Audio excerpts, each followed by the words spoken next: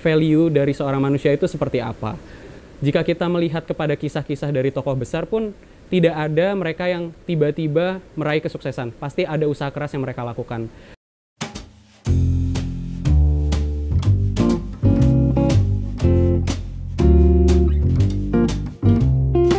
Halo Sobat Prestasi IPB, aku Ananda Rizky Rehansyah, mahasiswa Teknik Komputer Sekolah Vokasi IPB Angkatan 56, yang merupakan finalis mahasiswa berprestasi IPB tahun 2022.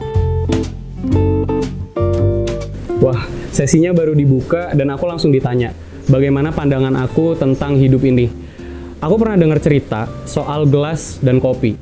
Alkisah pada saat itu seorang filsuf mengadakan pesta di rumahnya, lalu ia menyediakan beberapa gelas dengan keeleganannya masing-masing. Ada yang dari kristal hingga ada yang dari plastik.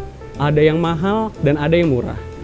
Dari sini tujuan dari sang filsuf adalah untuk memberikan kebebasan bagi para tamunya untuk memilih kiranya gelas yang mana yang akan digunakan untuk acara minum kopi nantinya. Lalu pada saat acara minum kopi tiba, para tamu memilih gelas-gelas yang memiliki keeleganan yang luar biasa. Ya, salah satunya yang terbuat dari kristal dan menyisakan gelas-gelas yang sederhana. Mengapa hal tersebut bisa terjadi? Apa hubungannya dengan hidup? Di sini kita dapat menyimpulkan bahwa standar yang ada di dunia ini diciptakan oleh mayoritas. Sedangkan kita dalam hidup bisa menentukannya dari diri kita sendiri. Oleh karena itu, pandanganku akan hidup adalah tentang kehendak bebas untuk bisa menentukan dari mana kita memulai, bagaimana kita menikmati prosesnya, dan seperti apa tujuan yang akan kita capai.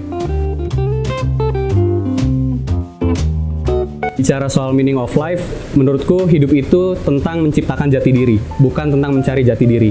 Mengapa demikian? Karena aku terinspirasi dari Viktor Frankl.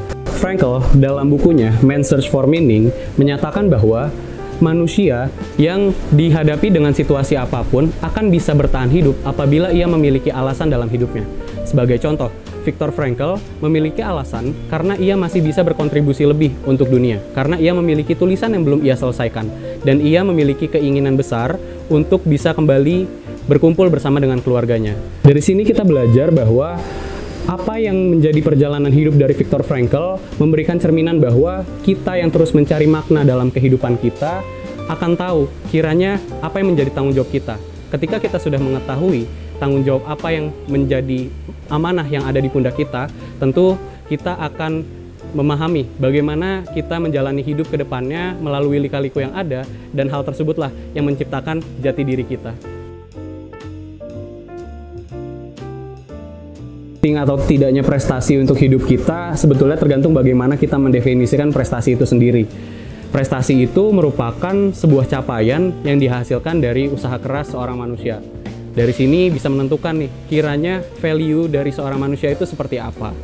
Jika kita melihat kepada kisah-kisah dari tokoh besar pun, tidak ada mereka yang tiba-tiba meraih kesuksesan. Pasti ada usaha keras yang mereka lakukan. Dan dari sini kita bisa mendefinisikan bahwa prestasi itu sendiri adalah tentang bagaimana kita mencari semangat untuk bisa terus menjalankan hidup kita dan juga bisa menebarkan kebermanfaatan untuk orang lain. Berkaitan dengan hal tersebut, menurutku kematian sendiri ada dua bagi manusia. Yang pertama, kematian secara fisik, dan yang kedua, hilangnya kita dari memori dari setiap orang yang ada di dunia.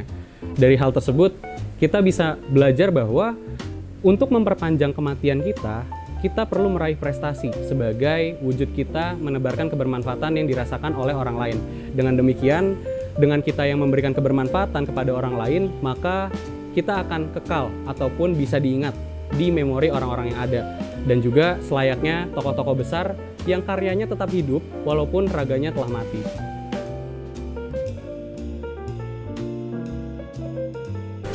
Jika kita bedah, dua kalimat ini memiliki proses dan tujuan. Dan aku memilih prestasi sebagai proses dan hidup sebagai tujuannya. Karena menurutku, prestasi sendiri merupakan dampak dari apa-apa yang telah kita lakukan sebelumnya dengan usaha yang keras. Dan juga kita harus mengingat bahwa kita memiliki tujuan besar yang harus kita gapai, dan prestasi sebagai batu loncatan untuk menggapai tujuan tersebut.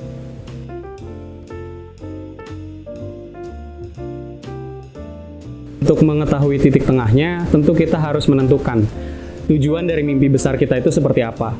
aku mengutip dari Adam Lipzik, seorang mantan direktur eksekutif dari Disney, dari Amerika Serikat. Ia menyatakan bahwa kita perlu tahu jawaban dari 5 hal. Tentang siapa kita, apa yang kita kerjakan, untuk siapa kita mengerjakannya, seperti apa dampak yang akan dirasakan, dan bagaimana mereka bisa berubah dari apa yang kita hasilkan. Dengan mengetahui jawaban dari 5 hal tersebut, aku rasa kita akan dengan mudah menemukan keseimbangan dan juga kebahagiaan dalam hidup. Karena kita tahu apa yang kita lakukan dan untuk siapa kita melakukannya.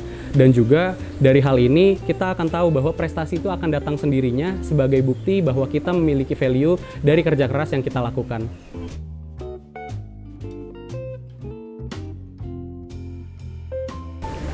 Rasanya aku perlu menyampaikan apa yang menjadi motivasiku setiap harinya yang aku dengar dari ayahku.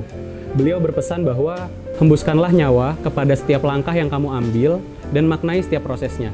Dengan demikian, kamu dapat menghidupi mimpi-mimpimu. Pada intinya, kita bisa menghidupi mimpi-mimpi kita dan juga mendapatkan gelora semangat yang luar biasa untuk bisa bermanfaat dan juga memperpanjang kematian kedua kita. Oleh karena itu, aku mengajak sobat prestasi semuanya untuk mulai bermimpi dan mulai melangkah. Karena bagi orang yang menikmati setiap perjalanannya, prestasi itu akan datang sebagai dampak dan juga prestasi ini bisa menjadi bekal untuk kita bisa memberikan kebermanfaatan dari diri kita untuk halayak yang lebih luas. Terima kasih untuk teman-teman yang sudah mendengarkan point of view dari aku. Semoga bermanfaat dan bisa menginspirasi. Sampai jumpa di POV berikutnya. Adios.